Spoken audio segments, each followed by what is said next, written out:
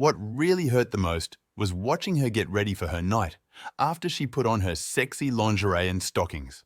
I watched as she spent a lot of time putting on makeup and fixing her hair. Then my wife put on a sexy dress that I had never seen before. Then high heels appeared and her entire outfit was unfamiliar to me. I felt betrayal, jealousy and anger well up deep within me. She did all this for Mark Diamond, her boss, not for me. She was making herself desirable and sexy to another man outside of our marriage, while I was busting my ass to provide her with a wonderful life and family. All this was incomprehensible. Our sex life was amazing. Jessica was always attentive and never did anything. She always made me feel loved. So there was no reason not to trust her. After 20 years of marriage, I knew her and never thought that she could cheat on our marriage, except for that one night a month ago at her company's dinner when her boss, Mark Diamond, managing partner of the law firm, paid more attention to Jessica than I wanted. And there was a smirk that I caught when he looked at me after dancing with my wife, who gave me a hint for some reason. I had a bad feeling that was bothering me, and it got much worse when I told Jessica about it the next day. The way she stood up for him and tried to make me feel like I was overreacting confirmed my suspicions. Too many late meetings and missed lunches suddenly register as a red flag that I need to address immediately. The more I thought, the more furious I became. Jessica is Mark's personal assistant. Mark is the managing partner of a prestigious law firm. He is one of those guys who loves to flaunt his success with expensive cars, jewelry, a luxurious lifestyle, and his young trophy wife Stella. She was a young 30-year-old, extremely sexy girl for whom he exchanged his ex-wife of 20 years, Mark.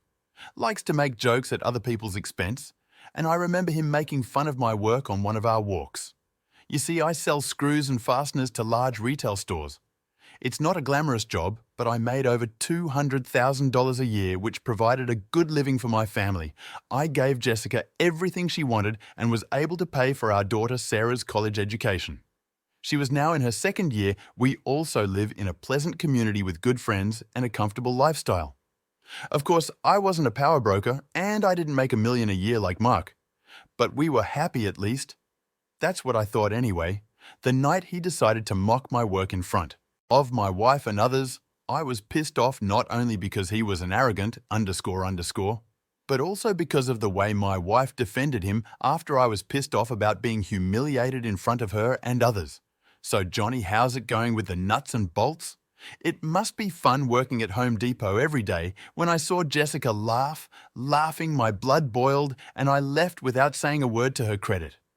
Jessica came over and asked me what was wrong. When I told her this, she tried to make light of it. Oh baby, he's just kidding. He loves to have fun. You shouldn't take everything so personally. Come with me. He's a really good guy against my better judgment. I stayed at dinner for the rest of the evening. Looking back, I realize I should have seen the signs. But now I realize I may have missed some red flags. Damn it! I'm not a fool and I wouldn't sit quietly. I can understand other people's attraction to Mark. He's the alpha, the big, strong, good-looking man, the wealthy partner of the firm, the one everyone wants to be around. And Jessica was his closest ally at the firm, his valued and trusted right hand. Everything was going well. It didn't matter that he had a younger, sexier wife for an __, like Mark.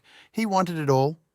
And laying claim to someone else's wife was definitely on his list well over the next week. I acted quickly to find out if I was crazy or if my intuition was correct. After 6 audio recording devices and 5 video cameras arrived, I began to implement my plan of action. The first video camera was installed in the smoke detector on the ceiling of our bedroom. The next 2 cameras were placed at different angles of the bedroom to capture the full view. I placed the rest in the master bathroom and living room. All of the camcorders had live streaming capability up to 8K recording and wireless connectivity to a dedicated computer I set up in the attic, all remotely controlled via a phone app besides the video. The audio devices were unique. One of the audio devices was encased in a pen, which I placed next to the kitchen phone, and the other I discreetly placed in her car. I put other standard recording devices in her 3 favorite purses and one behind our bed. With this overlay, I should be able to capture at least 90% of her conversations and any activity in the house. I had a bad feeling about the next week as I got ready to travel on business, as always. Jessica was loving and rocked my world in bed, just like every time I went on a trip. She always started with lots of kisses and sweet talk, telling me how much she loved me and wanted me her closeness, and love was something I always treasured, and she never let me down. I love you so much and I love making love to you, honey, with tears in her eyes. She looked at me smiling and said, I love you too. Baby, you are amazing and I will love you forever. It was an amazing night and I felt so close and in love with this woman that I knew there was no way she could be unfaithful, and I almost gave up on my spying plan. Luckily, I left everything as it was and set out on my 2-night trip this week. I wanted to give her enough time in case something happened. We kissed goodbye, and by 6 p.m. I was on my way for the 3-hour drive to the hotel. The trip allowed me to replay the last 6 months of trying to find something else to do, but other than 2 scenes with her boss, that smirk and his attempt to humiliate me, nothing changed, and a smile appeared on my face when I realized that I was being stupid and paranoid when I finally arrived at the hotel. I checked into my room and turned on my laptop. Relaxing on the king-size bed, this took a few minutes, and I checked my email for any work messages and then clicked on the link to the server in my attic to view the last 3 hours. I knew there wouldn't be much to see, but I needed to test the remote access system. I played the video at 3x speed until I saw my wife in the bedroom and then returned it to normal speed to enjoy watching my beautiful, sexy wife making a phone call. What I didn't expect was the phone conversation with Mark. An hour after I left the video camera, captured the audio as I watched her lying on the bed talking to her boss. I could only hear her part of the conversation as I watched and listened to the videotape. Hello, honey, he left, and I'm all alone. Yes, this time for 2 nights. When can you come? Won't your wife ask where you're going? Oh my God, this is great. Can you spend the night with me? I really want to wake up next to you. Oh yes. Of course, I'm all your baby then. What time will you be here? Okay. See you soon? I love you, baby. I sat there in shock. We just made the most passionate love. She came at least 4 times and told me that she loved me now. An hour later, she invites him to spend the night with her. Who was this woman? How can she love me so much and betray me moments later? Is he coming tonight? For the next hour, I watched my loving wife prepare to meet her lover while watching her shower, put on sexy lingerie, high heels and makeup after spending 30 minutes fixing her hair was an incredibly painful and erotic sight. I always knew she was a sexual being, and when she dressed like that, she was a vixen. The problem was that she never dressed like that for me. Anger and jealousy raged in my blood when I realized that she was doing all this for Mark and not for her faithful husband. It was all too hard for me to believe. Did Mark come over tonight? Or was it just a misunderstanding? That last question was answered a few minutes later when the doorbell rang and I saw Mark walk into my house and kiss Jessica deeply in front of the video camera. In real time, I took a close-up of their kiss, which made me throw up for the first time that night. Wow, baby, you look amazing in that dress. I can't wait to rip it off your sexy body and make love to you all night long, he said, looking over at Jessica with a wide smile. The exchange between them made me angry, but that anger turned into incredible pain when I saw her take his hand and lead him into our bedroom. The pain got worse as I watched her undress him, and he stood there with that stupid smile on his face. He was a big man with a strong body and 6-pack abs. I watched this with jealousy, rage, and anger, but at the same time, I was somehow impressed by this ___. After the second bout of vomiting, I watched and listened to them have sex for the next hour. Obviously, I knew my marriage was over and I shouldn't have let it bother me. But their conversation was the most painful part of the night. He started the conversation as they lay together in each other's arms. So your husband is gone for a few nights. Okay, you'll be mine for the next 2 days. I'm so happy you can stay the night, baby. You know, I wanted to wake up next to you for so long. I love being with you, Mark. Yes, I will love taking you over and over again all night long while hubby works his ass. What an idiot. Be good, Mark. I love him. And he is a good person. Then why do you let me have sex with you, Mark? You are the sexiest man I know, and I love our sex. But we are both married, and we should just enjoy the time we have together. It makes sense. You give me more love and affection than my wife or any other woman I've been with for me. It's more than sex. I just love the way. You make me feel, Jessicaa. This part really hurt because the love he was talking about was supposed to be just for me. But now I realize that she shared her love with another man. I continued to listen and watch as they hugged, kissed, and talked. Does your husband satisfy? You as much as I do, Jessicaa. He's a wonderful lover. But no, he's not like you. You do things to me that I can't explain.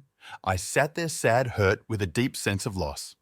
I turned off the computer and could no longer listen to this betrayal in my home and bed after several hours of insomnia and struggling with my anger. I realized that there would be a lot of pain and revenge in my future when I returned home.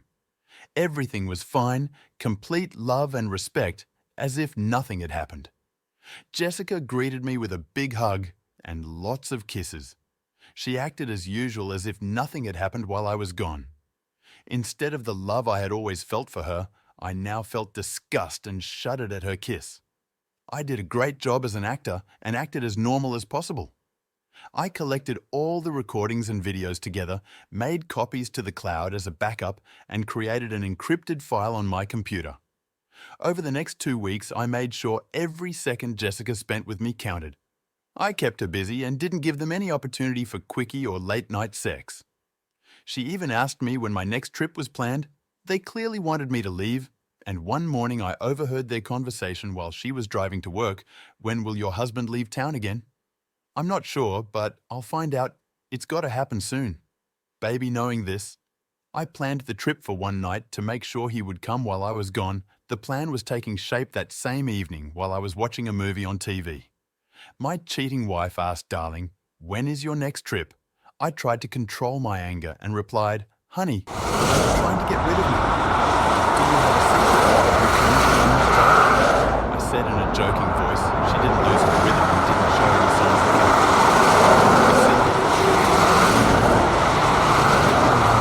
And I'm wondering if your travel has been cut back. No, sorry, honey. My job still requires me to travel. Yes, I have an evening appointment next Tuesday and I'll be back sometime on Wednesday," she said in a convincing tone. "I hate it when you leave. I wish you didn't have to travel like that. I miss you so much when you're gone." Then she came over, hugged me, kissed me deeply, and made me feel more love than I can explain. When I realized that she was giving the same love to another man, I wanted to scream and throw her to the floor.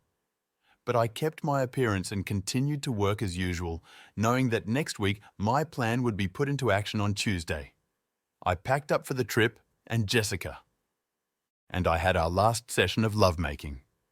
After tonight, there will be no more us. She kissed me wonderfully before I left that night, and I wondered if she had seen the sadness in my eyes when I looked at her one last time. I saw her expression change, and I wasn't sure what she was thinking instead of leaving town. I returned to my office and parked my car. I then returned to my desk to work late, which was not unusual, and the few people who were there never questioned my arrival at approximately 7:30. The video camera turned on as Mark entered my house and tenderly kissed my soon-to-be ex-wife again. It was showtime disabling video camera using a phone app. I put my cell phone in a drawer because I didn't want the GPS to follow me during my trip. I quietly left the office, went to the trunk of my car, and took out a full holding electric bikie.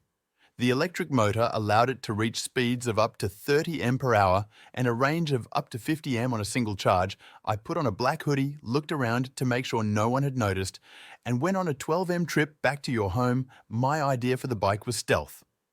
This allowed me to return home quietly and unnoticed. Within 20 minutes, I parked my bike behind the house and then walked through the back sliding door, which I had set to stay open. Once inside, I stood quietly to make sure I wasn't discovered and listened for sounds coming from the bedroom after I was sure that they were going to do this and my arrival was not revealed.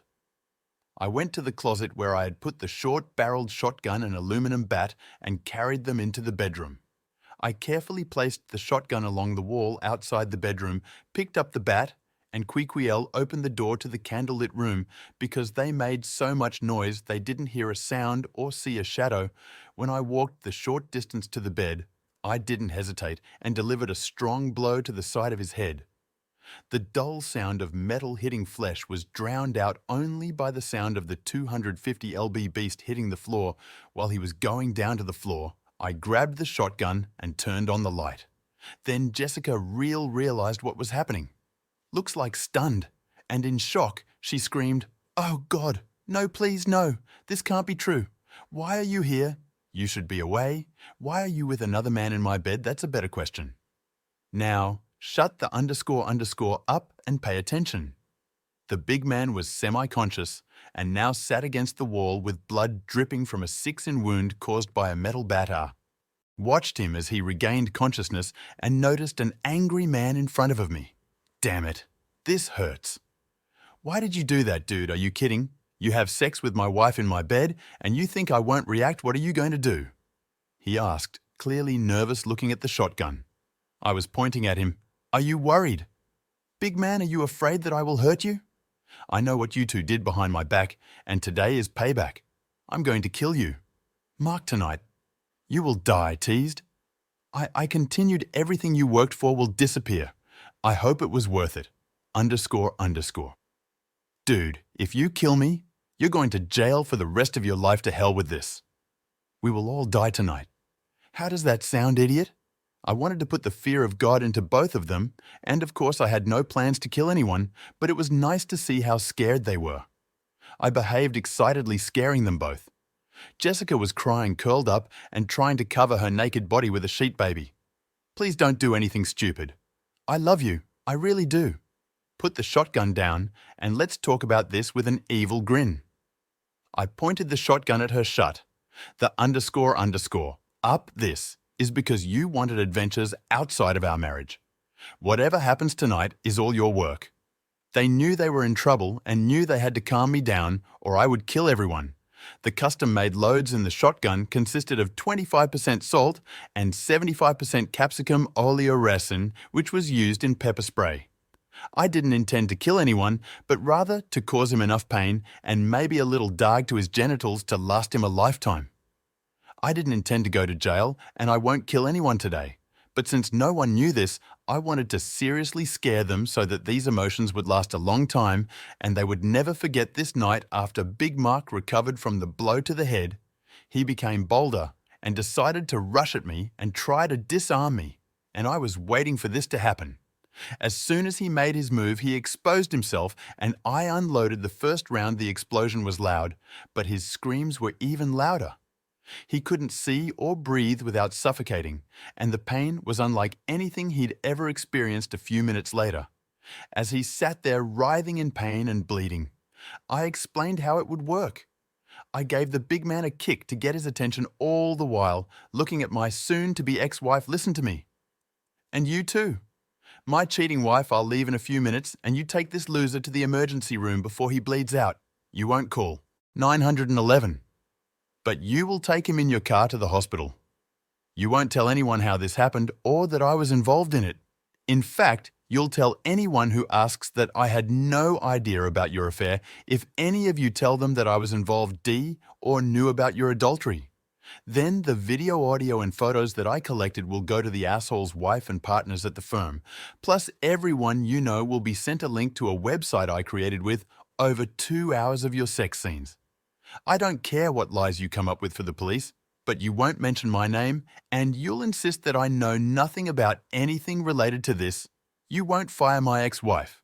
She will need this job as soon as the divorce is final if you come after me. Or she uses the divorce proposal. Everything will come out at this point. It won't matter who gets burned. Get him to the hospital before he bleeds, and remember what I said. I left the same way I came in, fixing the lock and closing the door. I put the bat and shotgun in the bat bag and slung it over my shoulder. I quietly headed out of the area while riding my bike back to my office. I threw the bat and shotgun into different parts of the river. I then took off the surgical gloves I was wearing and threw them away before returning back at my office. I put the bike back in the car and was back at my desk by 9 a.m. I then went on my trip, saying goodbye to some employees who were working late. As far as anyone knew, my car never left the lot, and I sat at my desk all evening. It would be their word against mine, with no evidence if they ever accused me Mark underwent surgery he had to shave his head to get 18 stitches because he suffered a concussion from the blow. The story he told was that the last thing he remembered was walking home to his personal assistant with some paperwork and then ending up in the hospital. He told police he didn't remember seeing anyone or being hit. He kept his mouth shut, knowing that I could ruin his life and career. Jessicaa was beside herself and did not say a word about this incident. All she said was that she heard a gunshot, and when she went outside, she saw Mark lying there and she took him to the hospital because she didn't think was time to wait for an ambulance. Neither could explain why he was naked and both stuck to their stories. But Mark's wife didn't believe him, which soon became a big problem for Mark. I spent the afternoon removing the surveillance equipment, uploaded everything to an encrypted cloud server, and threw the equipment away. Any remaining evidence that I knew about their affair was now out of reach in the cloud. Jessicaa came in around 6 p.m. and found me in the living room with a bottle of my good whiskey in my hand. I sat quietly while she sat across from me on the couch. She looked broken and sad. I had never seen her like this. And for a brief second, I felt sorry for her with tears in her eyes. She could not stand it and tried to explain everything. "Johnny, I know what you saw was bad. But what you need to know is that I wasn't in love with him. I know what it looked like and what I said, and it must have hurt. But you know, me, and after sex I need connection. I said it all to you in my heart. It was all for you. Baby, whenever you left, I hated being alone and Mark would keep me company, and yes, it got sexual. But it was just sex. You have to believe me, my mouth was wide open in amazement at the incomprehensible excuse she made Jessicaa. I listened to your explanations, and although you said that these words of love were addressed to me, I cannot help but believe that they were addressed to Mark. It's over, Jessicaa. 20 wonderful years thrown away because of your boss and your adultery. We will both have to live with your actions for the rest of our lives. Thank you for the pain and suffering you caused me. I will always cherish it, I said sarcastically. What do we do now? She asked, and tears streamed down her face. Well, we're done with you. I will never understand how you did what you did to me or why I'll have to live with this forever. There's no way I can forgive what you did, but I will keep my promise and not reveal your infidelity. Sarah and your parents will never know that they have such a woman instead of mother and daughter. I'll let you explain why we're getting a divorce, but I warn you, don't make me the bad guy. If you do this, it will end badly because I will make sure everyone knows that you are nothing more than a cheating adulteress.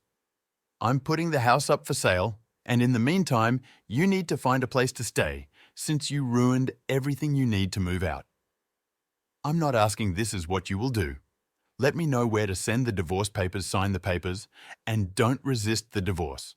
Otherwise, it will be painful for you and your boyfriend crying into her hands. She tried to speak. Hyun, not my boyfriend, and I don't love him. Can't we figure this out? Is there anything we can do? I know it's too late after what I did, but I can't live without. You and I'll do anything to keep us together. I never wanted to lose you. Please, do not leave me. You know, Jessicaa, if it had only been about sex, there might have been a way to get back through counseling or separation. But what really ended my love for you was that you shared a love with him that was just for me. The words you said to him killed us and everything I ever felt for you.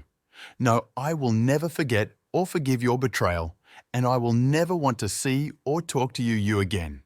Once the divorce is final, you will disappear from my life forever. After several hours, begged forgiving her. She left the next morning and stayed with her mum and dad until the house was sold over the next week.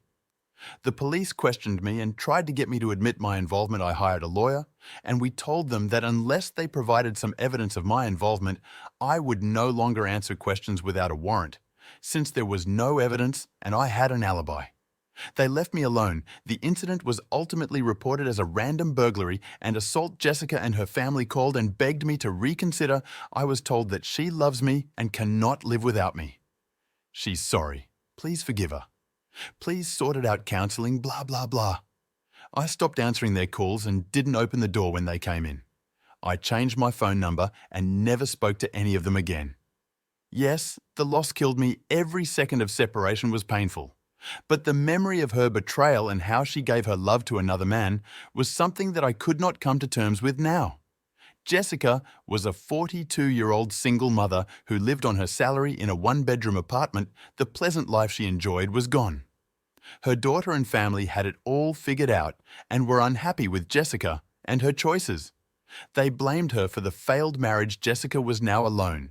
As Mark was more interested in aving his own marriage, Mark treated her poorly at work and blamed her for his physical and marital problems. He could no longer work with her and transferred her to the administrative area. With the same pay, her new job was tedious and boring, and she no longer had the prestigious position to work with one of the partners. Word got around that she was one of Mark's ex-girlfriends, and she was treated as such now. With a job she hated, no prospects for promotion, no friends, no husband, and no family who blamed her for the divorce. She sank into depression. She cried every night alone, and I Missed You by Johnny with every fibre of his being. Her heart ached almost all the time, and she constantly thought about her actions and her loss. Sarah tried to help her mother, but there seemed to be no turning back, and she watched her lose weight. Jessicaa ate poorly and drank a lot every evening. She refused to take care of herself, saying that without Johnny, she had no reason to worry anymore. When Sarah turned to her father for advice, he sympathized with her situation, but was never able to come to terms with the betrayal and never spoke to Jessicaa again. Stella really pulled it all together and made Mark's life a living hell. She forced him to move into one of the guest rooms, and he paid dearly for his infidelity.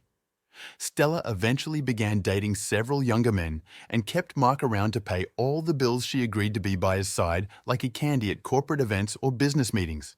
But they lived separate lives. Mark will never have sex again, and he will never have a woman he loves for the rest of his life. He will remember how and when his whole life changed, and all because of his desire to take someone else's wife. His anger towards me was epic, and he wanted to hurt me in the worst possible way. But nothing happened for months later that year.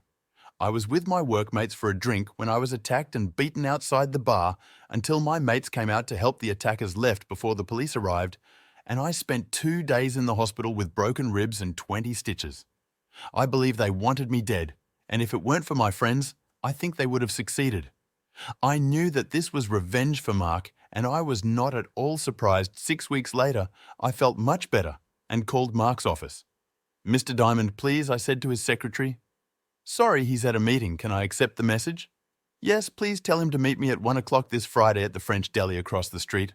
"I'm sorry, sir. I don't make appointments with Mr. Diamond. Just give him a message, write it down. Friday, 1 p.m. French deli, be there alone. Johnny, just give it to him and he will understand what it means. Thank you." I was sitting at the table facing the door when the __ walked in alone. He saw me and came to the table. "Sit down." I said, "What do you want?" I ignored his outburst and said, "Thank you for coming today. Your people did a good job with me. But unfortunately for you, they didn't follow through because you did not heed my warning of any revenge against me or my family. You forced me to act."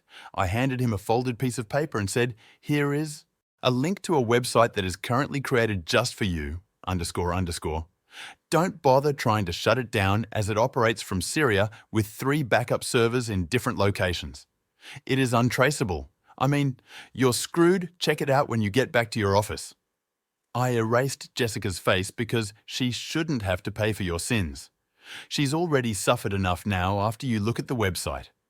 I want you to think about how your firm will perceive your actions, how your wife will react, how your children, friends and family will feel after watching a 2-hour sex video. I plan to post it on several popular porn sites along with your name, profession, address and phone number. His anger grew. "Look, you've already ruined my life and I'll never be the same sexually again. Just stop it, or I promise you we'll disappear. That's why we're here today. Mr. Diamond, I want to put an end to this. You took away from me the most precious thing in my life. My wife, you've ruined our 20-year marriage and I can't let you go free. I risk being killed, as you put it, but I intend to avenge the beating. Your people gave me okay, calm down. What do you want? 2 things that are not subject to discussion. You will stop any retaliation against me or anyone I know, including Jessicaa. You will deposit $1 million into this account by the end of the day on Friday. If the funds are not in the account by 9 p.m. on Friday, I will take action. I know what you're worth and I also know what I can get in a lawsuit, so this paltry amount I'm asking should be considered a gift if I agree. How do I know that you still won't destroy me? I'm a man of my word, and you will have to trust me. I will say this: if you don't do this, then there is a 100% chance that this site will become famous by Saturday morning. I hope you suffer for the rest of your life for what you did to my happy marriage. The money was transferred. We sold the house and divided the property. Jessicaa had enough money to live a comfortable life if she continued to work or found another husband. Mark kept her working as part of our deal, but they were never close again. Jessicaa never remarried, rarely dated, and lived with the pain she caused both men. She had lost her marriage and the love of the man she wanted to be with for the rest of her life, and now found herself alone and depressed. She died before her 50th birthday. A broken, sad woman. Only her daughter Sarah was present at the ceremony. To scatter the ashes, Joni continued to work for several more years and roared to a small town on the Owen. He married a nice woman who liked him mentally and sexually, but he could never replace the special love that only Jessicaa could give him. He never spoke to her again, and only heard about her from Sarah, whom he adored. They talked every day and remained close. But Sarah rarely mentioned her mother because she knew her father still loved her and did not want to awaken his pain. Jessicaa's death saddened him, but it also brought final relief to the deep sadness he had kept locked away. Subscribe to our channel so that your second chaff doesn't cheat on you, and go ahead and listen to the next story, because this story is nothing compared to the next one.